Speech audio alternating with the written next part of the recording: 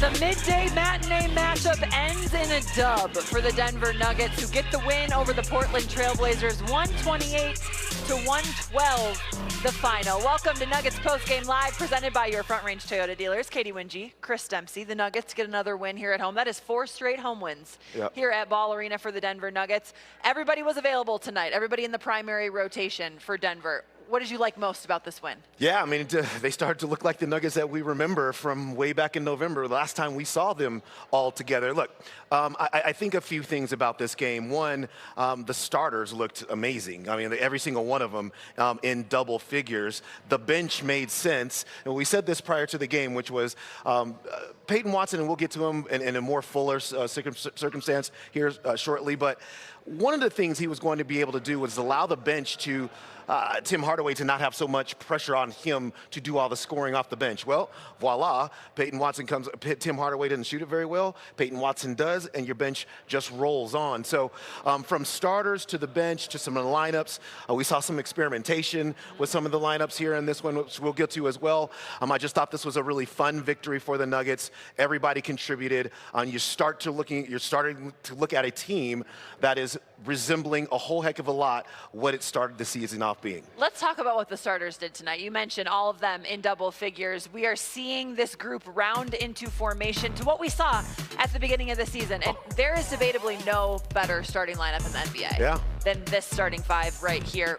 What was it that stood out about them tonight? Well, first of all, Cam Johnson right off the top, because he just opened the scoring for the Nuggets, really stretched the court with his three-point shooting, got to the rim, played great defense as well. He's just playing very confidently lately, but his 14 points right off the top of this game were really big because, you know, these two teams were going back and forth scoring at the beginning of this game, and so you needed to be able to win this kind of a shootout battle. The Nuggets were able to do that with Cam Johnson getting them off to a really good start. Nikola Jokic did what he does as, you know, every single game there in the paint, and then Jamal Murray as well, 18 points in the first half. So those guys really injected themselves into the game offensively in a real way. You had mentioned it too, the start of the second half in that third quarter, that was when that starting group was in full force, coming out and really setting the tone. When they're at their best, what does that look like? Well, so it's just a good spacing around the two stars, and I think you got good shot, you have shot making around them, and then you have the Choker and Jamal doing that dance, right? That two-man dance, and so they're able to get high pick and roll or side pick and roll, able to get themselves downhill and into the paint, but not settling for anything. You know, Portland, every NBA team really, they want you to take the shots that they want you to take. It's your job to get the shots that you want on the court, and so that's what that starting unit was able to do, is just get to every single area that they wanted to be able to get to, and they were highly successful. There's a good crowd filling in here in Colorado. It's a great Nuggets crowd. Nation, how excited were you to see Peyton Watson back? Yeah. The energy that P-Watt brings off the bench is like this energy. Yeah, it's this. Right here. This is what he can do in games, and he is tonight's player profile presented by Texas Day Brazil. 14 points off the bench for Peyton Watson. Dempsey, you had guessed around a 20-minute minute restriction. He stayed under that 20-minute mark. 6 of 13 from the field. How did he look to you?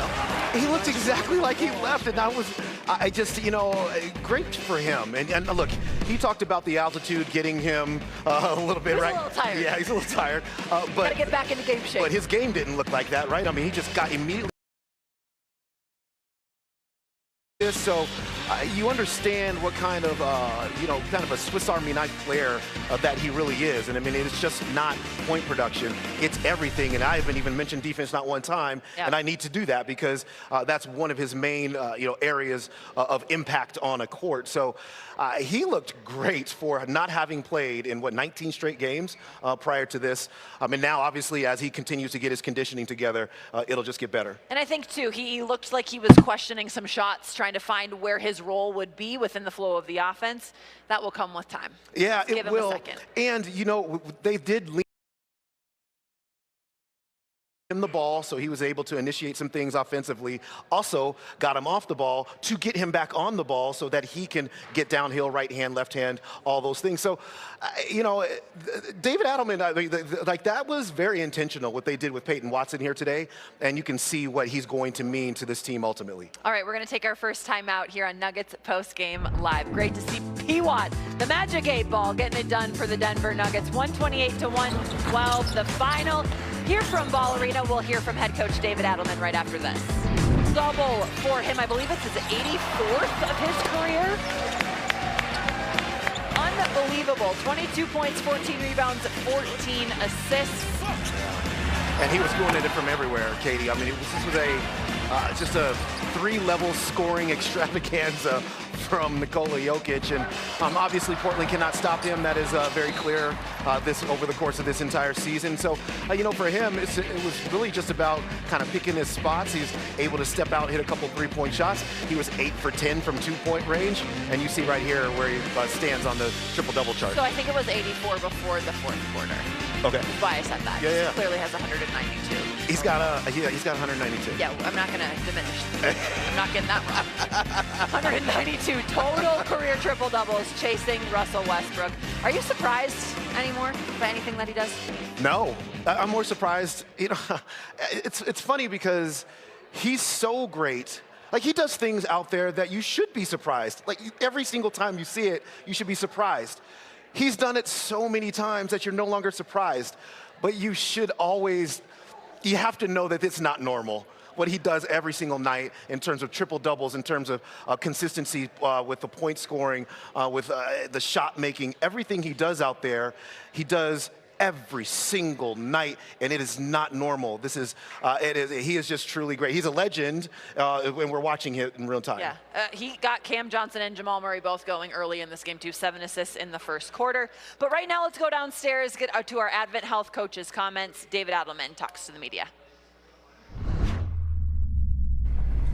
Coach, obviously defense took a little bit to get into this game, but you guys ultimately found a way to kind of add some of it into the second half. What do you think transitioned into that, and what do you like about the group in the second half?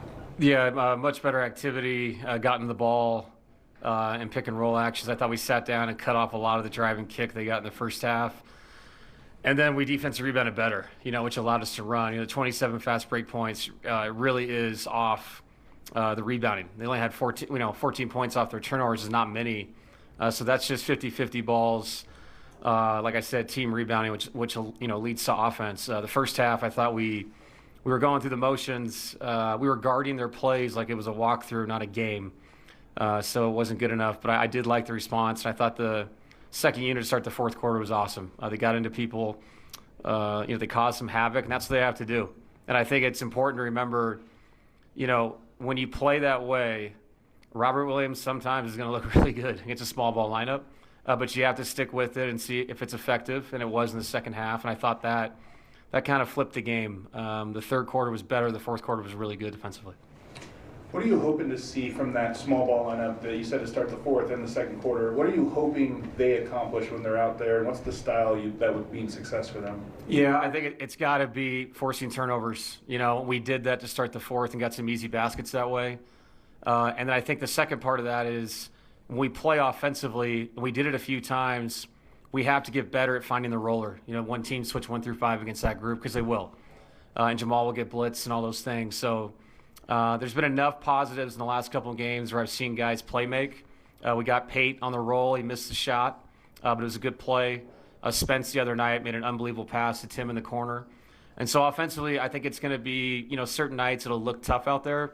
But defensively, I think it can really shut people down. And if we're we've always talked about this. If we're a plus with that group, which we were in the second half, I think we were -1 in the first half, we know it's coming back in. And that starting five, offensively and defensively, honestly, the efficiency has been very impressive this season. So just trying to find a group that can do that. And with that being said, I said it in the locker room, these guys, Valanciunas didn't play tonight. He's got to stay ready. Julian Strawther not in the rotation tonight. Jules started for us, won us games. Jalen Pickett, Zeke Naji, all these guys have had impacts this season. So that's going to be the challenge for this team, is being unselfish. And if it's not your night, staying locked in, being ready But right now, that lineup, that second unit, it's been very effective. David, how did Peyton look to you in his first game back? Tired, but very effective. First half, that's the funny thing about the minute restriction when you get the number.